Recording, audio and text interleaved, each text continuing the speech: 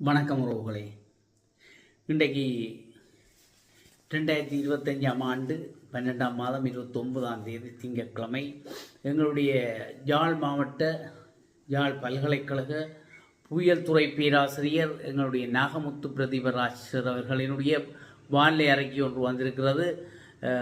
அவருடைய அறிக்கையை எங்களுடைய சொந்தங்களுக்கும் நான் பகிர்ந்து கொள்வதில் மகிழ்ச்சி அடைகிறேன். அந்த வகையிலே 28/12/2025 ஞாயிற்றுக்கிழமை இரவு வெளியிட்டிருக்கிறார். அவருடைய அறிக்கை முகநூல் பக்கத்தில் பதிவு செய்திருக்கிறார். அந்த வகையிலே காற்று சுழற்சி, கனமழை மற்றும் நிலச்சரிவு நிகழ்வுகள் தொடர்பான விழிப்பூட்டலும் முன்னெச்சரிக்கையும் என தலைப்பிட்டு அவர் தன்னுடைய பதிவு செய்திருக்கிறார். முன்னரே குறிப்பிட்டபடி தென்கிழக்கு வங்காள விரிகுடாவில் இந்தோனேஷியாவின் மேற்கு பகுதியில் காற்று சுழற்சி உருவாகியுள்ளது.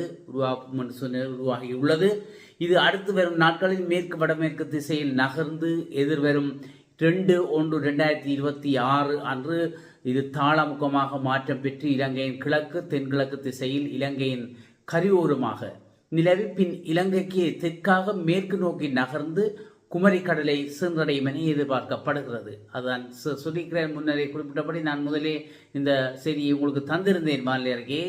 அதன் தொடர்ச்சியாகத்தான் இருப்பதாக தெரிகிறது. அவர் முதல் சொன்னதுக்கு நாங்கள் இதையும் போட்டுக்கிறேன். இதன் காரணமாக இன்று அதாவது நேற்று கிழக்கு மாகாணத்தின் சில பகுதிகளுக்கு மழை கிடைக்க தொடங்கியுள்ளதான். கிழக்கு மாகாணத்தில் மழை கிடைக்க தொடங்கியுள்ளது. நாளையும் அதாவது இன்று 29/12/2025 வடக்கு கிழக்கு வடமத்திய மற்றும் ஊவா மாகாணங்களின் சில பகுதிகளுக்கு மிதமான மழை கிடைக்கும் வாய்ப்பு உள்ளதாக குறிப்பிட்டிருக்கிறார்.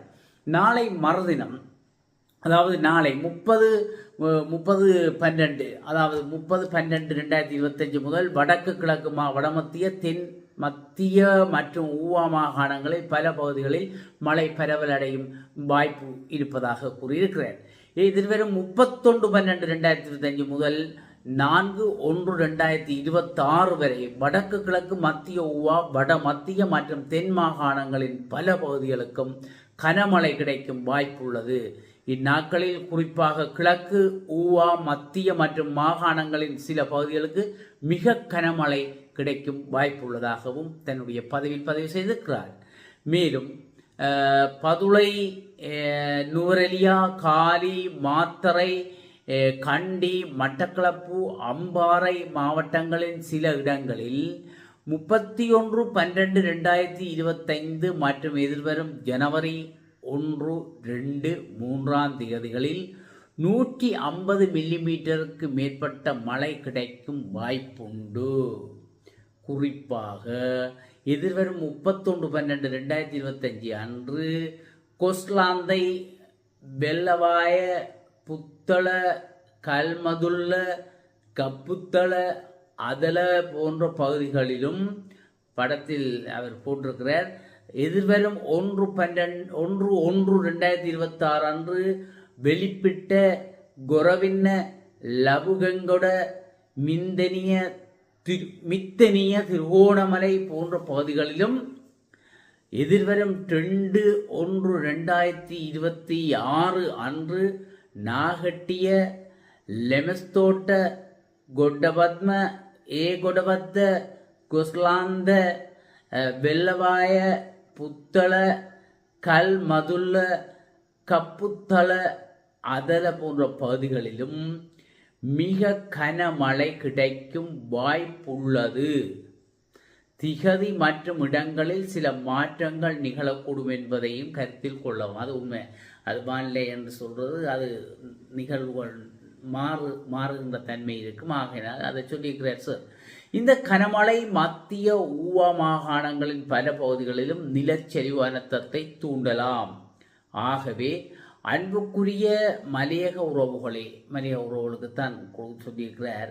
இந்த நாட்களில் கனமழையுடன் கூடிய நிலச்சரிவு அனர்த்தங்கள் தொடர்பில் மிக அவதானமாக இருப்பது அவசியம் என்று சொல்லியிருக்கிறார். உண்மையிலே இவருடைய அந்த கருத்துக்கள், இவருடைய முன்னறிவிப்புகள் எங்களுடைய மக்களுக்கு, எங்களுடைய சொந்தங்களுக்கு மிகவும் ஒரு துல்லியமான விடயத்தை தருவதனால் எங்களுக்கு ஒரு விழிப்புணர்வு ஊட்டுகின்ற அல்லது முன்னெச்சரிக்கை விடப்படுகின்ற அல்லது எங்களை பாதுகாப்பாக இருப்பதற்குரிய ஒரு அறிக்கையாக நாங்கள் கொள்கிறோம். அந்த வகையிலே எங்களுடைய புவியியல் துறை பேராசிரியர் நாகமுத்து பிரதீப ராஜா சார் அவர்களுக்கு நன்றிகளை தெரிவித்துக் கொள்வதோடு எங்களுடைய மக்கள் உண்மையில் இதுக்கு கவனமாக இருக்க வேண்டும். மலையக உறவுகளுக்கு சொல்லியிருக்கிறார், மலையக உறவுகளே இந்த நாட்களில் கனமழையுடன் கூடிய நிலச்சரிவு அனர்த்தங்கள் தொடர்பில் மிக அவதானமாக இருக்கும்படி. உண்மையிலே மண் சரிவுகள் நிலச்சரிவுகள் எப்போது நடக்கும் என்று ஒரு தெரியாத நிலப்பாடு இருக்கிறது. உண்மையிலே மலையக பகுதிகளை நாங்கள் நோக்குகிற இடத்து இன்றைக்கு எவ்வளவு துன்பங்கள் துயரங்களை சந்தித்துக் கொண்டிருக்கிறார்கள். சில கிராமங்கள் மூடப்பட்டிருக்கின்றன, அடையாளம் தெரியாமல் இருக்கிறது. நாங்கள் இங்கிருந்தோண்டு செய்திகளில் மட்டுமா நிலச்சரிவா என்ற அளவிலே நிலச்சரிவு நடந்திருக்காம், மக்கள் கஷ்டப்பட்டிருக்கலாம், அந்த அளவில் செய்திவிட முடியுது. இது அங்கிருந்து அவர்கள் படுகின்ற அந்த பலிகள், அவர்கள் சுமக்கின்ற அந்த பலிகள் உண்மையிலே அதை நாங்கள் உணர்ந்து கொள்ளக்கூடியதாக இருக்கிறது. அவர்களுடைய சுமைகளில் அவர்களுடைய துன்பத்தில் நாங்களும் பங்கு கொள்கின்றோம். ஆகையினால் மலையக மக்கள் உண்மையில் பாதிக்கப்பட்டவர்கள், அவர்கள் மிகவும் மீண்டெழ வேண்டும், வெகு விரைவில் அவர்கள் மீண்டெழ வேண்டும் என்றும் நாங்களும் இறைவனை பிரார்த்தித்துக் கொண்டு மீண்டும் எங்களுடைய யாழ் பல்கலைக்கழக பேராசிரியர் மற்றும் தலைவர் புவியத்துறை யாழ்ப்பாண பல்கலைக்கழகம் என்று அவர் குறிப்பிட்டிருக்கிறார். பிரதீப ராஜா சாருக்கு மீண்டும் நன்றிகளை தெரிவித்துக் கொண்டு மீண்டும் ஒரு காணொளியில் உங்களை எங்கள் சொந்தங்களை சந்திக்கும் வரை விடைபெற்றுக் கொள்வது நன்றியுடன் உங்கள் முருகன்.